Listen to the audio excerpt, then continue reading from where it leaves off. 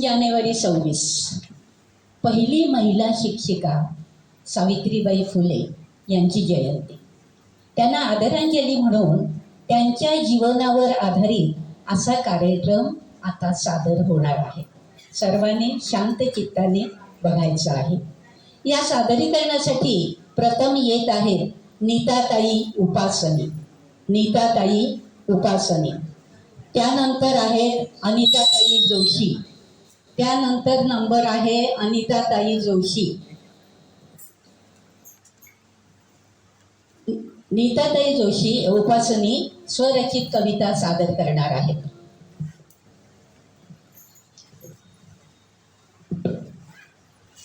इतिहासामध्ये ज्या स्त्रिया होऊन गेल्या आत्तापर्यंत आणि ज्यांनी एक असाधारण कर्तृत्व गाजवलं अशांसाठी मी एक स्वरचित काव्य रचना केली आहे आणि मी ती आपल्यापुढे सादर करते. कवितेचं शीर्षक आहे सलाम.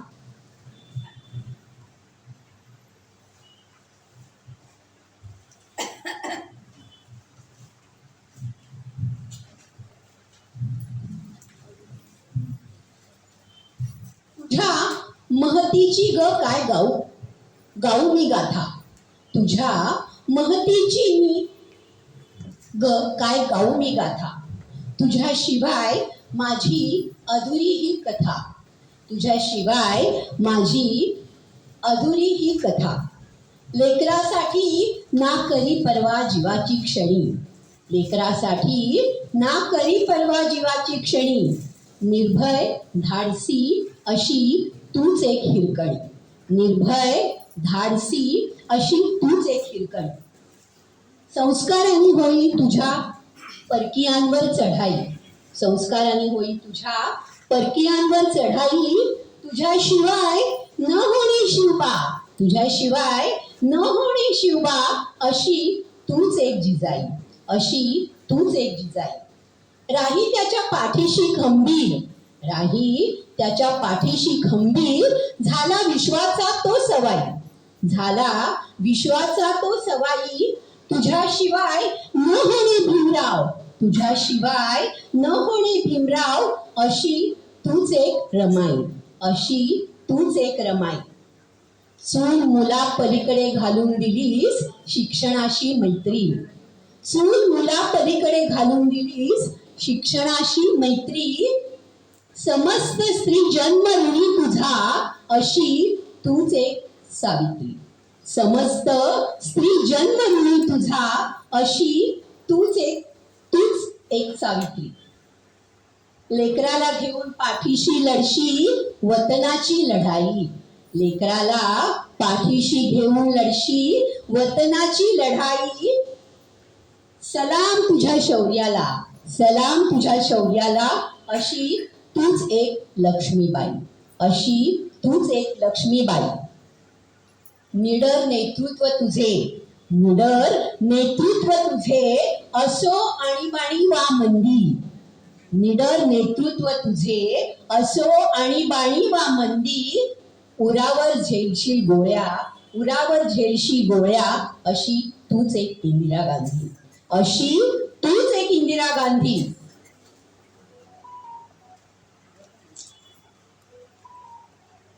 स्वीकारून जोखमीचा पेशा. स्वीकारून जोखमीचा पेशा. पुरुषांचे वर्चस्व तू भेदी. स्वीकारून जोखमीचा पेशा. पुरुषांचे वर्चस्व तू भेदी. भूषविलेस मानाचे पद. भूषविलेस मानाचे पद. अशी तूच एक किरण बेदी. अशी तूच एक किरण बेदी. जात्यावर दळता दळता. जात्यावर दळता दळता. रची ओव्या अन अंगाई. जात्यावर दळता दळता. रची ओव्या अन अंगाई. सहज उलगडी जीवन मर्म. सहज उलगडी जीवन मर्म. अशी एक साधी तू बहिणाई. अशी एक साधी तू बहिणाई. अखंड आयुष्य वेची. अखंड आयुष्य वेची. घेई समाजसेवेचा वसा. अखंड आयुष्य वेची. घेई समाजसेवेचा वसा. दुर्लक्षितांची भावी स्मार. दुर्लक्षितांची झाली स्नेह अशी तीच एक मुभते सिंधुताई सपकाळ. शेवटी काय, तुझ्या प्रत्येक रूपाला माझा सलाम. धन्यवाद. छान छान सादरीकरण छान झालेलं आहे. यानंतर येत आहेत अनिताताई जोशी. त्या सुद्धा सावित्रीबाईंच्या जीवनावर आधारित कथा सादर करणार आहेत. नंतर आहेत निवेदिता खासनीस.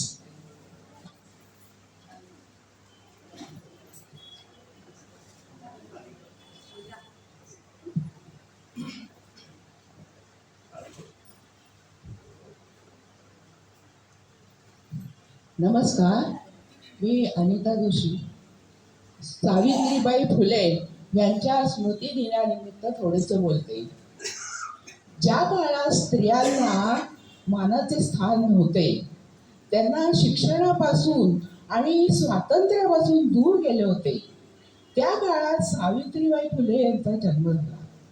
सातारा जिल्ह्यातील नायगाव येथे 3 जानेवारी 1831 साली त्यांचा जन्म झाला.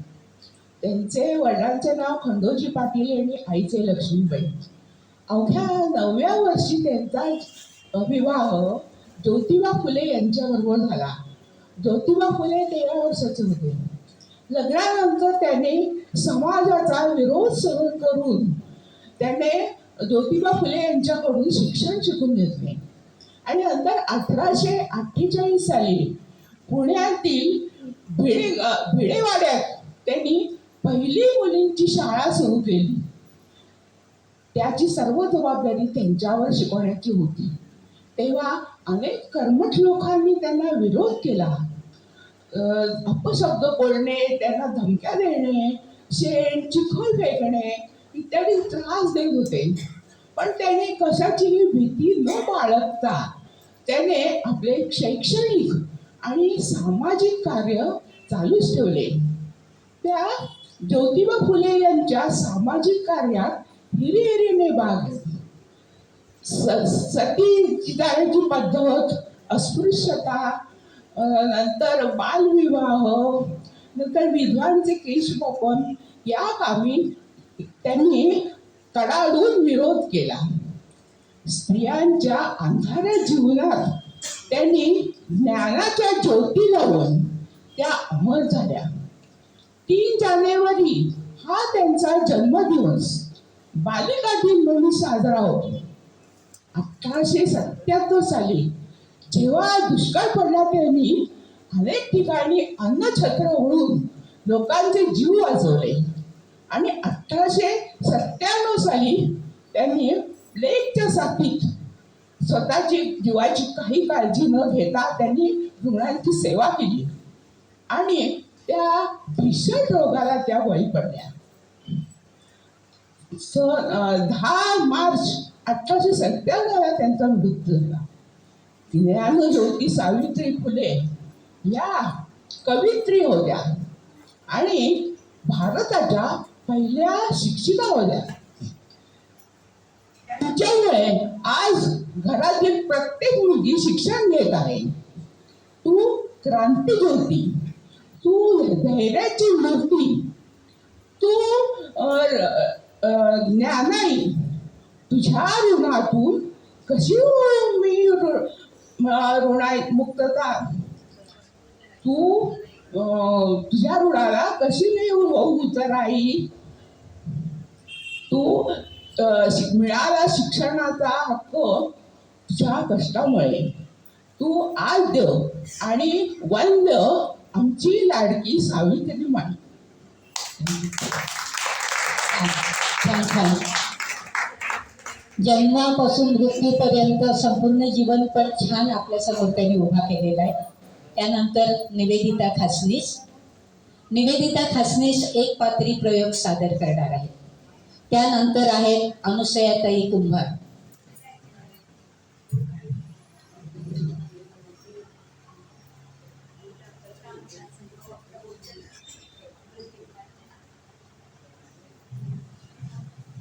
सावित्री आई,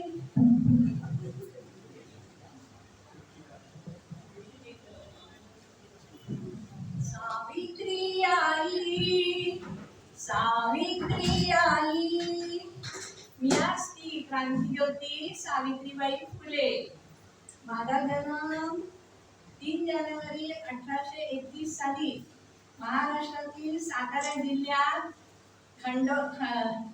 नायगाव येथे झाला.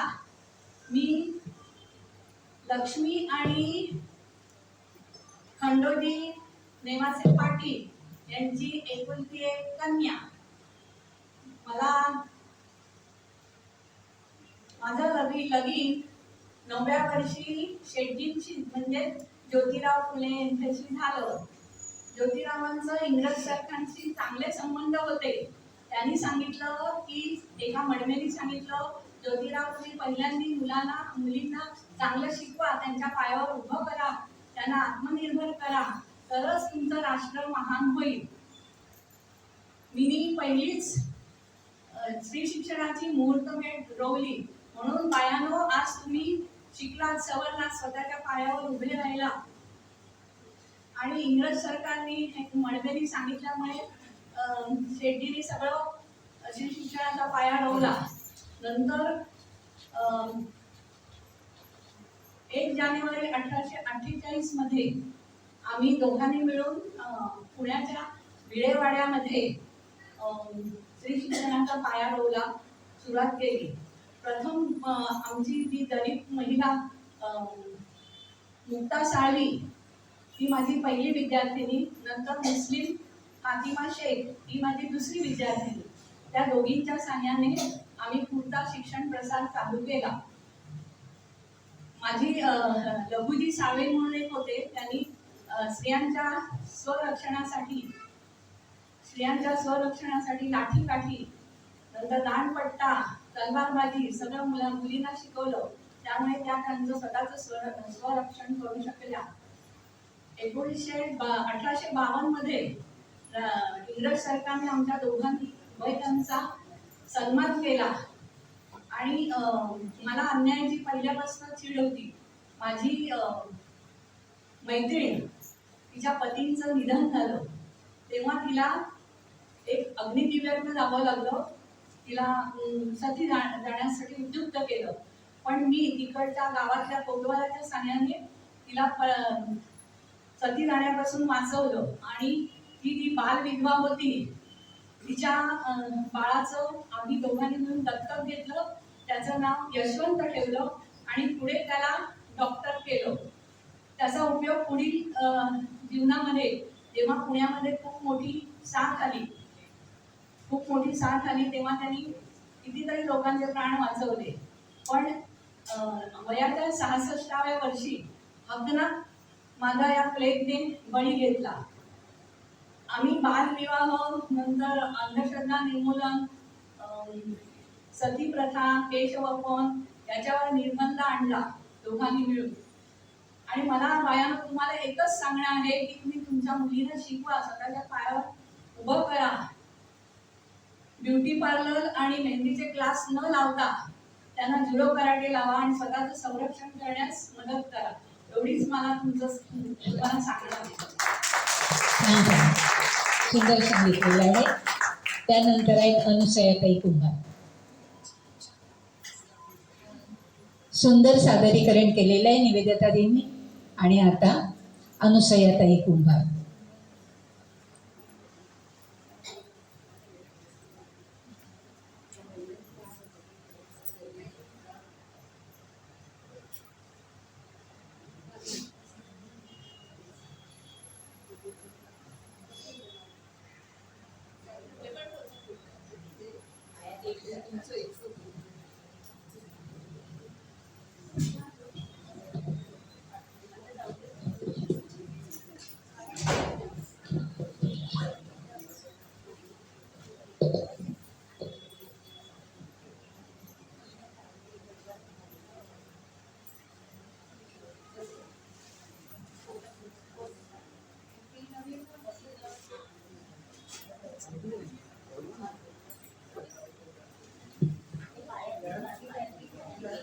निवेदिताताईंचं झालेलं आहे आत्ताचं सादरीकरण. वैशिष्ट्य म्हणजे की त्यांचं पाठांतर अतिशय सुंदर होतं, त्यामुळे सादरीकरण पण तेवढं चांगलं होऊ शकतं. खरंच चांगलं आहे निवेदिता ताई, या अनुसया ताई.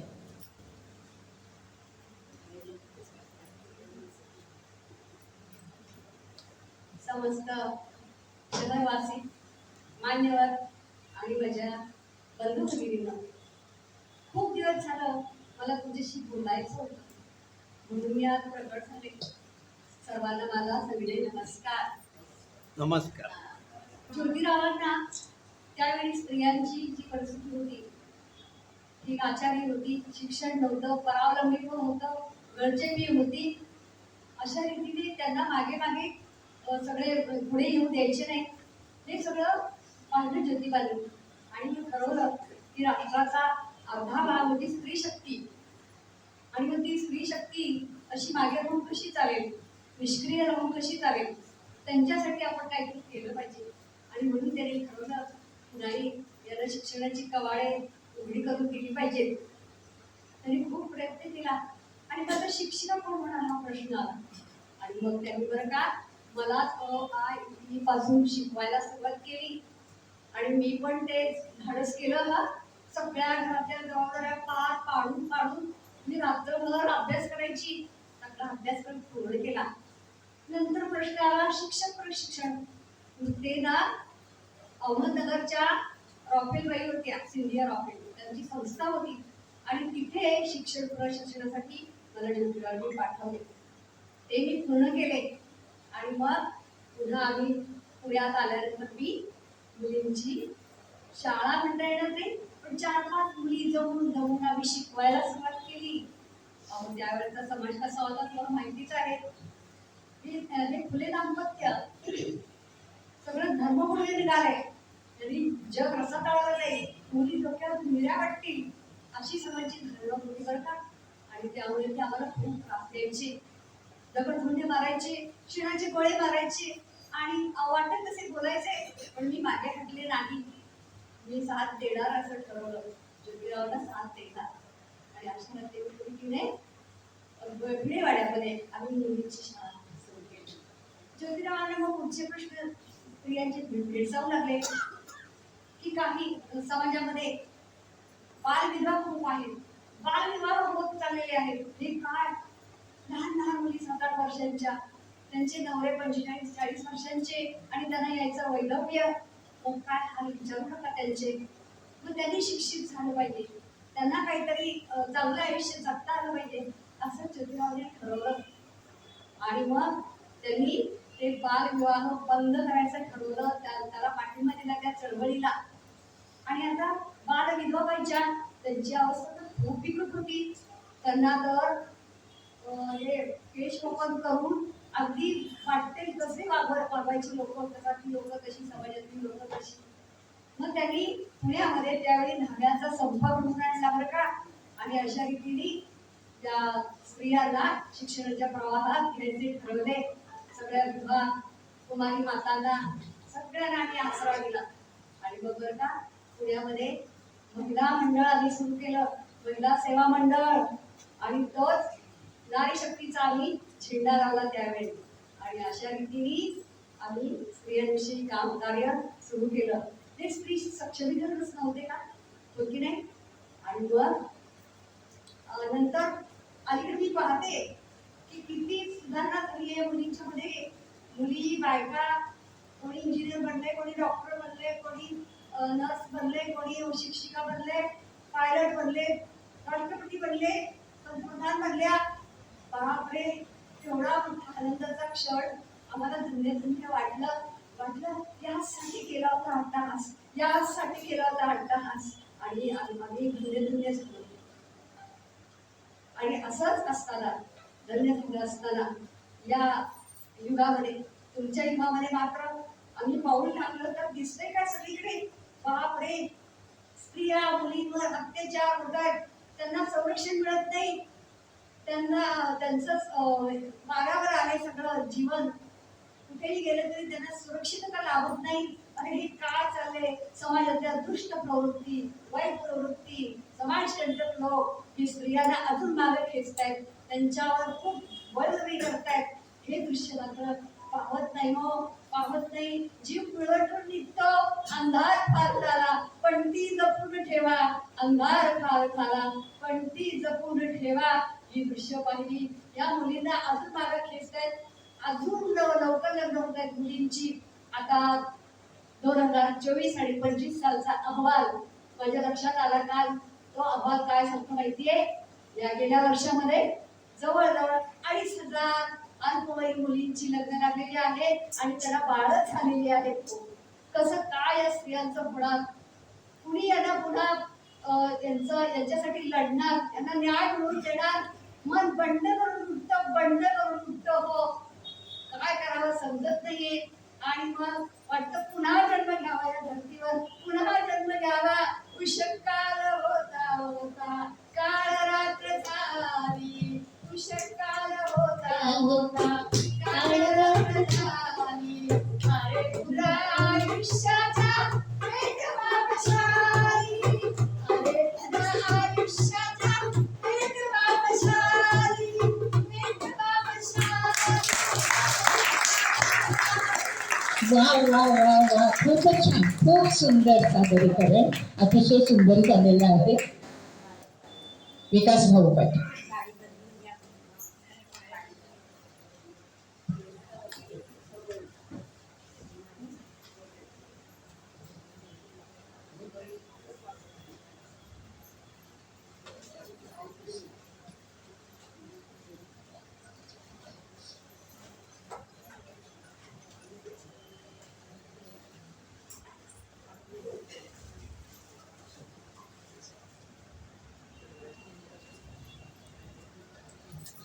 नमस्कार. सावित्रीबाई फुले यावरती मी काव्य वाचन करत आहे. पूर्वी स्त्रियांना स्वातंत्र्य नव्हते, चूल आणि मूल हेच विश्व होते. पूर्वी स्त्रियांना स्वातंत्र्य नव्हते, चूल आणि मूल हेच विश्व होते. मुलींच्या शिक्षणाची गरज नव्हती, मुलींची कुठे शाळाच नव्हती. मुलींच्या शिक्षणाची गरज नव्हती, मुलींची कुठे शाळाच नव्हती. पहिल्या भारतीय महिला शिक्षक, शिक्षण तज्ञ, समाज सुधारक. पहिल्या भारतीय महिला शिक्षक, शिक्षण तज्ञ, समाज सुधारक सावित्रीबाई ज्योतिराव फुले यांनी स्त्री शिक्षणासाठी जागे केले. सावित्रीबाई ज्योतिबा फुले यांनी स्त्री शिक्षणासाठी जागे केले. महात्मा ज्योतिराव फुले आणि सावित्रीबाई फुले यांनी, महात्मा ज्योतिराव फुलेंनी आणि सावित्रीबाई फुले यांनी मुलींची पहिली शाळा केली 1848 साली. मुलींची पहिली शाळा केली 1848 साली. सावित्रीबाईंनी जाणली मेघ, सहशिक्षिका फतिमा शेख. सावित्रीबाईंनी जाणली मेघ, सहशिक्षिका फतिमा शेख. लहुजी साळवे आद्य क्रांती गुरु, लहुजी साळवे आद्य क्रांती गुरु यांनी केले फुलेंना संरक्षण सुरू. लहुजी साळवे आद्य क्रांती गुरु यांनी केले फुलेंना संरक्षण गुरु. लोकांपासून संरक्षण पाहिजे होतं फुलेंना आणि सावित्रीबाई फुलेंना. विधवा पुनर्विवाह अधिकार सावित्रीबाईंनी घेतला पुढाकार. विधवा पुनर्विवाह अधिकार सावित्रीबाईंनी घेतला पुढाकार. भूत नको जातीभेद लिंगभेदाचे, भूत नको जातीभेद लिंगभेदाचे, नको केशवपण विद्वांचे. भूत नको जातीभेद लिंगभेदाचे, नको केशवपण विद्वांचे. बंदी बालविवाहाला मान पुनर्विवाहाला, बंदी बालविवाहाला मान पुनर्विवाहाला. साऊमाई तुझ्यामुळे, साऊमाई तुझ्यामुळे अर्थ आला जगण्याला. साऊमाई तुझ्यामुळे अर्थ आला जगण्याला.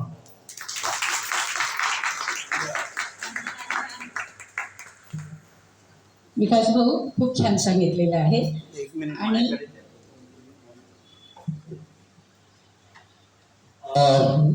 बघितलं आपल्या सभासदांची किती क्षमता आहे ती. त्यांच्यासाठी का टाळ्या व्हायला पाहिजे. जगातला कोणताही विषय द्या आणि लढा म्हणा. कविता छान सादर झाल्या, पण सगळ्यात महत्त्वाचं म्हणजे निवेदिताताई खासनीस आणि आपल्या अनसुयाताई कुंभार यांचं पाठांतर आपल्याला बघायला मिळालं. आणि या सगळ्या गोष्टीमुळेच आपण सक्षम होतो. फार मजा आली आणि जास्तीत जास्त संख्येने पुढल्या वेळेला पण या विषयात भाग घ्यायचा आहे. तर सुप्रियाताई.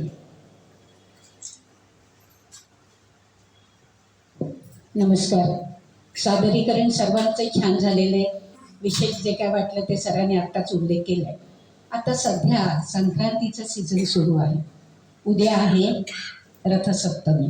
उद्या संक्रांतीचं तिळगुळ वाटप जे चालतं ते उद्याचा लास्ट डे आहे. तर आपण आज वाटतोय आपल्या दिलासा विरंगुळातर्फे. प्रज्ञाताई पुढे या जरा. आणि धारा कार्यक्रम पूर्ण हा पुरा करा. कार्यक्रम फक्त ट्रेल. आत्ता सर्वांचं सादरीकरण झालं, सांगितलंच मी आहे. यानंतर हा कार्यक्रम इथे संपतोय. तो कार्यक्रम झाल्या